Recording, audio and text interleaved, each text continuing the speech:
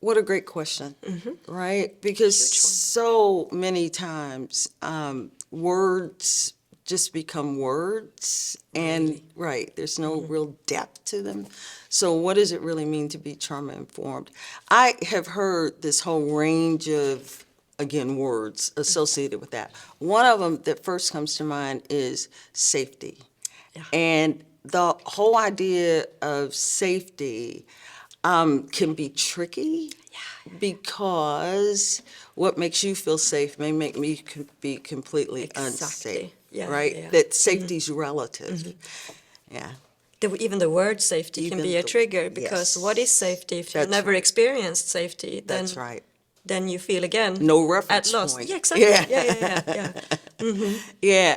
So sometimes the words we hear associated and that may be presented in classrooms and things like that for yoga teachers, unless we get underneath them at their real meaning, that too can be harmful in certain situations, right? And so one of the things that I love and that I love to practice within this domain is being in my own humanity, right? Yeah, That really. there's the hierarchy thing to make that, because often that can be like control, and to just dissolve the hierarchy.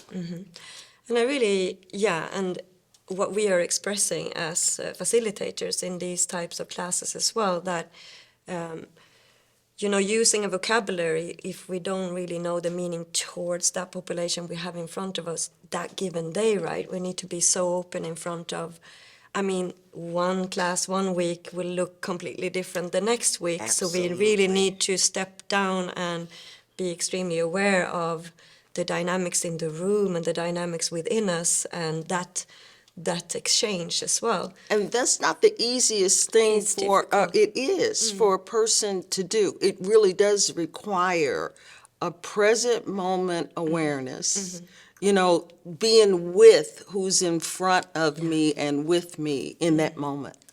I feel that this brings it back to our own practice, and Exactly. if we don't do the work on ourselves, it's very hard to be present for the people we have in front of us. Yeah. And I really feel it in periods when we're traveling a lot, and you need that kind of tapping into Absolutely. what is with acceptance and also self-compassion, Absolutely. and that can transmit as well to whoever we have in front of us, right? We say keeping it real inside That's the right. prisons, right? That's right. To walk your talk. Exactly. Yeah. To walk your talk, right?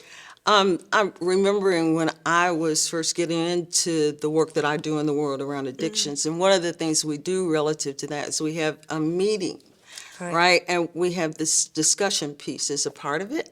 And I remember the nervous system response when no one would say anything, All right. when it Yeah, was yeah, yeah. completely Sure. quiet, right? It was The like, still face do I experiment. jump in? Right. Yeah. Do I jump in? What do I do? And the nervous system regulation that to just let things be Exactly. and recognize that what's going to come up will come up. And that took a lot for me to work with me in that instance. I find that a lot, right? Facilitating inside prisons in a trauma-informed way to be able to sit with discomfort, Exactly. because life is not pleasant in the environments where we facilitate the classes, and the minimal discomfort that I feel is, times 1,000 Yeah. in the people that I meet, and we have only 1 hour Yes. a week where we connect, and to bring a practice, that can be beneficial in that kind of environment, then being aware of the trauma responses that we have in front of us. So, for example, it's really, really hard for someone who can be super hyper aroused to go straight into breathing or go straight into relaxation, and be able to know that oh, finally we're going to relaxation. That can be super triggering for some people that Yes. cannot. So being able to offer some some alternatives And to not walk in with assumptions. Exactly. Right? That Yeah. it's going to be this way Right. or it's going to be that way or any of those kinds of things. Or promise and effect. That's right. Right?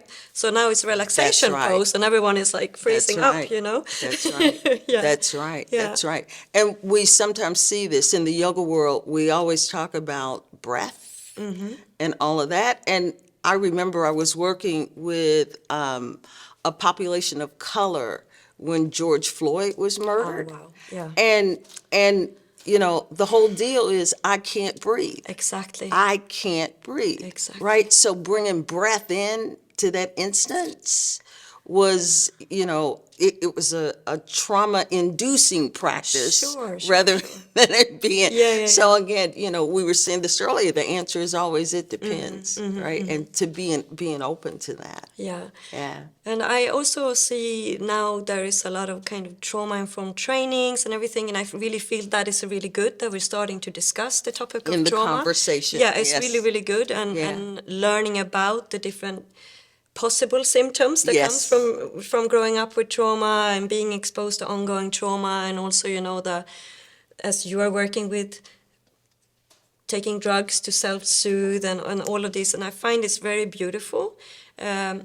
But yeah, it can also come with a black and white Yes. kind of a view of a human being, that it's important to kind of broaden the view of trauma-informed yoga, that it's not one form fits all. I'm always a little right? leery of the do's and don'ts. Exactly. Right? So it's like what fits one person can be, it's That's really right. important to have that kind of openness. That's right. That's Yeah. right. That's right. And I believe it's also really important to have historical context. Definitely. Right? To be aware of the historical context of everything. I think that's very important. The other one, that the whole idea of agency and choice, right?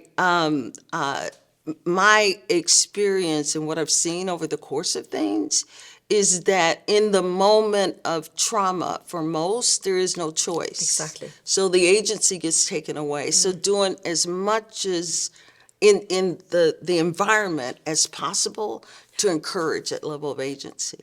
That is also very important Yeah. where we are working, because the agency is completely gone. removed. Yeah. Wow. Someone is controlling you 24/7, Yeah. right? And being confined on top of that, you don't Yeah. have a chance for the natural response for the nervous system. It's just the stress response to run and move, right? So it's, yeah. And the agency is a huge part of taking control over your own life. Yeah. Yeah, and being able to move forward with, okay, what feels good for me and my body, right? So, it's a very And important that you part. get the choice to decide in any moment, right? I love that. Yeah, definitely. Yeah. There's so many similarities from the kind of the work that you do and the work that we do inside the prisons. And we see also the work with the, you know, the kind of empowerment. Yes. Yeah, and it can bring a sense of hope when you start Yes. to see that you can actually get that agency, That's right? right. So it's, That's right. it's a And practice of hopefulness. The resilience that's already there. Exactly. Is tapping in into, back to it. right, Yeah. what's already there. Sure. You don't have to go out and seek it or buy it or any of those kinds of things. Exactly. That which is already there. And I think that's the beauty of what bringing yoga into these kinds of situations and these conditions. I think that's part of the beauty of it. Yeah, really. We always finish our classes in the Prison Yoga Project with, you know, bowing to your own inner good, basic goodness and strength. love it. That is always intact. That's never been removed. We just need to find our different ways of tapping into it once in a while. And it's okay to be out of control. It's okay to not be balanced, but it's still there, you know. And it's Beneath okay and beyond. to not remember and just keep coming back to the remembrance of, Exactly. you know, this Yeah. wholeness is who I am. Yeah. Yeah, yeah, yeah. Thank you, I Nikki. love this. Yeah. Thank you.